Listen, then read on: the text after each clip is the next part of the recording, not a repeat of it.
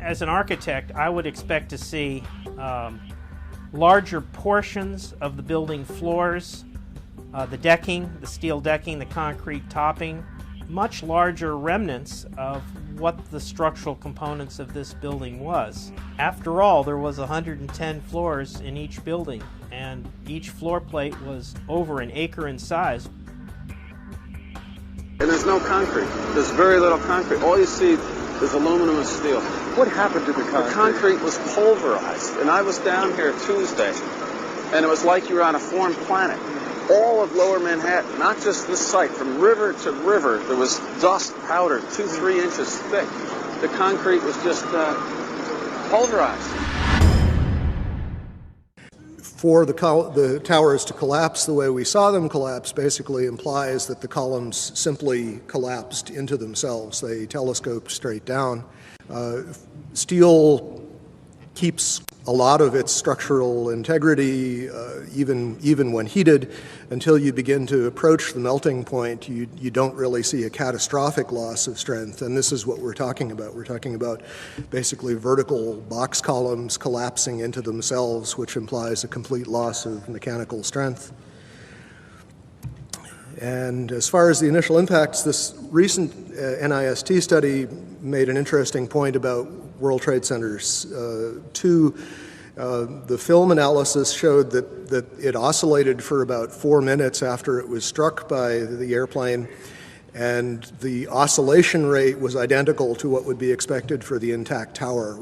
Trade Center towers in most modern buildings are heavily redundant in the sense that the load bearing can be shifted to other members if some of them fail, and we saw that happen in this case. Stresses do redistribute, but absent further weakening of the structural members, that distribution is limited. It happens, the structure restabilizes, and unless there's significant further damage, it doesn't progress to a total collapse. World Trade 1 began collapsing from the very top after an hour and 40 minutes. It's very hard to imagine office contents progressively heating up hotter and hotter over that period of time. And for a building to collapse from the very top, which is the least heavily loaded, is also very odd, to say the least. Just a couple of other anomalies. As we know, there were reports of explosions. There were reports of underground explosions in both of the towers at the time of the impact.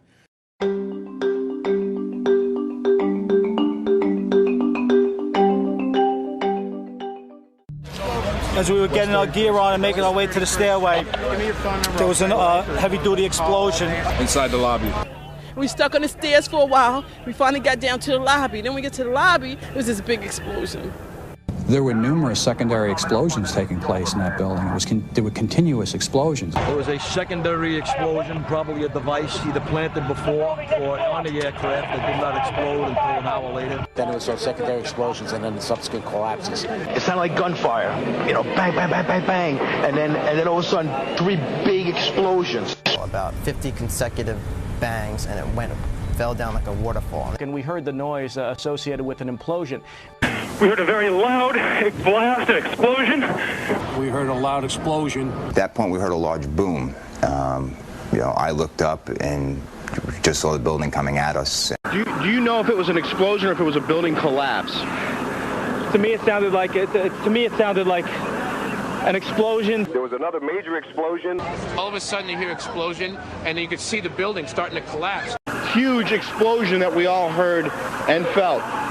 We could hear a rumble, which was about 5 seconds long, preceding the actual collapse, and then a boom when each of those towers collapsed. Just seconds ago, there was a huge explosion, and it appears right now the second World Trade Tower has just collapsed. I was about 5 blocks away when I heard explosions. And then you heard from far away, boom, boom.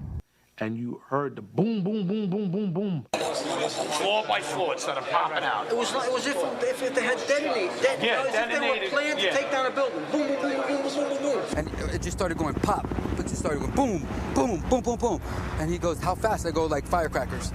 They're reporting exactly what I would expect. You're hearing boom, boom, boom, boom, boom, waves of explosions going off. Not one massive big boom. There's so many videos of witnesses from that day that report explosions. There's radio transmissions from the FDNY. We have the transcripts that were recorded, back in 2001 of all these firefighters and first responders reporting explosions. This testimony should have caused the presumption that there was a good chance explosive residue would be found and justified testing for it, rather than the opposite.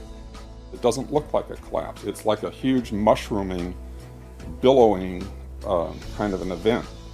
That whole thing looks nothing like a building falling down. It's a building being blown up. That's what the physics shows.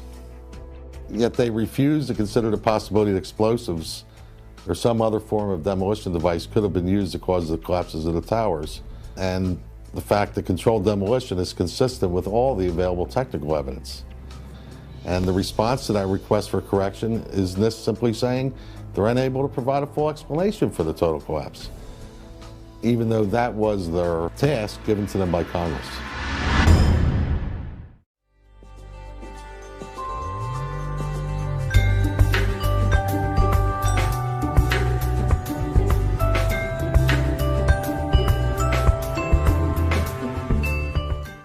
From the Naudet brothers film, 9/11, we see that the lobby of the North Tower was extensively damaged with what looks like high explosive blast damage, and this was immediately after the plane collision. But we know that on the weekend before, there were power downs, and there appear to have been evacuation drills going on throughout the previous week, which suggests that at least some people knew that something was happening. The power downs may represent a time window in which demolition charges would have been planted, although I think it's possible that they also were planted over a much longer period of time, given the relative accessibility of the buildings. Okay, that's all I have to say. Thank you.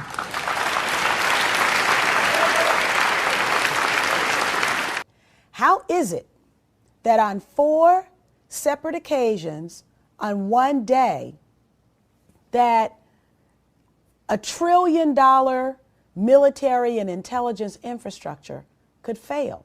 And the question that I tried to pose before the secretary had to go to lunch was whether or not the activities of the 4 war games going on September 11th actually impaired our ability to respond to the attacks. The answer to the question is no, did not impair our response. In fact, General Eberhart, who was then the commander of North American Aerospace Defense Command, as he testified in front of the 9/11 Commission, I believe he told them that it enhanced our ability to respond. There were 2 CPXs. There was 1 Department of Justice exercise that didn't have anything to do with the other 3. And there was an actual operation ongoing because there was some Russian bomber activity up near Alaska. So, did the war games ultimately help or hinder our response? September 11th was day 2 of Vigilant Guardian, an exercise staged by the Joint Chiefs and NORAD, which simulated hijacked planes in the northeastern United States. Vigilant Guardian is a branch of Global Guardian, a mass Armageddon exercise being conducted at Offutt Air Force Base in cooperation with NORAD. Originally scheduled to take place in late October, Global Guardian was moved to September. The exercise is reportedly canceled after the second Twin Tower is hit. 3 E-4B Doomsday planes remain airborne. 2 government sources familiar with the incident tell CNN it was a military aircraft, but say the details are classified. This comparison of the CNN video and an official Air Force photo suggests the mystery plane is among the military's most sensitive aircraft, an Air Force E-4B. The E-4B is a state-of-the-art flying command post, built and equipped for one reason: to keep the government running no matter what, even in the event of a nuclear war. Ask the Pentagon, and it insists this is not a military aircraft, and there is no mention of it in the official report of the 9/11 Commission. The Pentagon, the Secret Service, and the FAA all say they, at least for public consumption, have no explanation of the giant plane over the president's house, just as the smoke began to rise across the river at the Pentagon. Barksdale Air Force Base also participated in Global Guardian. Instead of returning directly to Washington, D.C., President Bush would fly to both Barksdale and Offutt Air Force Base before returning to the White House. Another drill, Northern Vigilance, moved fighter jets to Canada and Alaska to monitor a fleet of Russian MiGs on a training mission. Northern Vigilance also placed inputs onto military radar screens.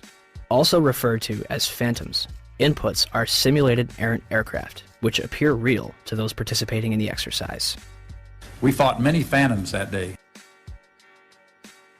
3 F-16s from Andrews Air Force Base, located 15 miles from the Pentagon, are flown 180 nautical miles away for a training mission in North Carolina.